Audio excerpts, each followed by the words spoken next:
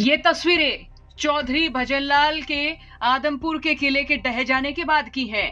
आपको बता दें, भव्य बिश्नोई आदमपुर विधानसभा सीट से चुनाव लड़ रहे थे और विधानसभा चुनाव में भव्य बिश्नोई को हार मिली है। इसके बाद कुलदीप बिश्नोई की परिवार सहित उपराष्ट्रपति जगदीप धनखड़ से मुलाकात हुई।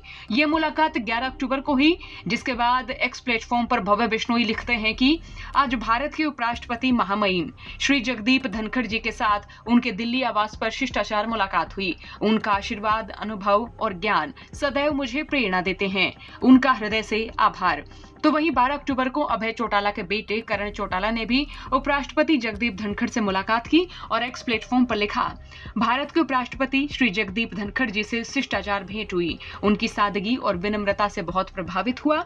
उनके साथ परिवार जैसा संबंध होना हमारे लिए गर्व की बात है।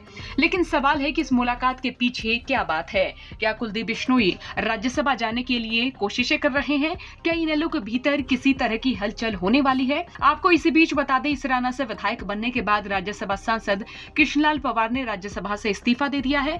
चर्चा है कि कृष्णलाल पवार ने उपराष्ट्रपति और राज्यसभा के अध्यक्ष जगदीप धनखड़ को अपना इस्तीफा सौंप दिया है। अब इसराना विधानसभा सीट से विधायक बनने के बाद कृष्णलाल पवार को राज्यसभा छोड़नी पड़ी, लेकिन सवाल है कि हरियाणा में खाली हो रही राज्यसभा सीट अब किसके हिस्से आएगी? भव्य बिश्नोई की हार के बाद बिश्नोई परिवार अपनी सियासत का ग्राफ बरकरार रखने की कोशिश में है। इससे पहले खाली हुई राज्यसभा सीट बाबत भी माना जा रहा था कि कुलदीप बिश्नोई ने जमकर लॉबिंग तो की, लेकिन राज्यसभा सांसद किरण चौधरी को बना दिया गया।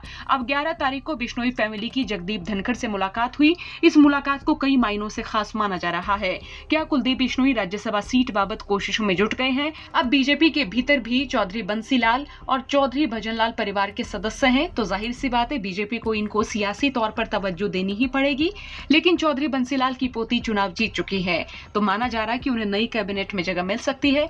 तो वहीं चौधरी भजनलाल के पोते भव्य बिश्नोई चुनाव हार गए, तो माना जा रहा है कि कुलदीप बिश्नोई अब अपने राजनीतिक विरसे को उभारने के लिए हाथ पैर मारने में कोई कोर कसर नहीं छोड़ेंगे। खाली हुई राज्यसभा सीट पर अब जल्द ही पत्ते खुल जाएंगे। लेकिन इन तस्वीरों के पीछे ये तो साफ हो गया है कि कुलदीप बिश्नोई राज्यसभा सीट बाबत कहीं ना कहीं अपनी लॉबिंग शुरू कर चुके हैं। आपका इस बाबत क्या सोचना है? राय रखें। साथ ही चौगड़दे की खबरों के लिए बने रहिए हरियाणा तक के साथ। ब्यूरो रिपोर्ट, हरियाणा तक।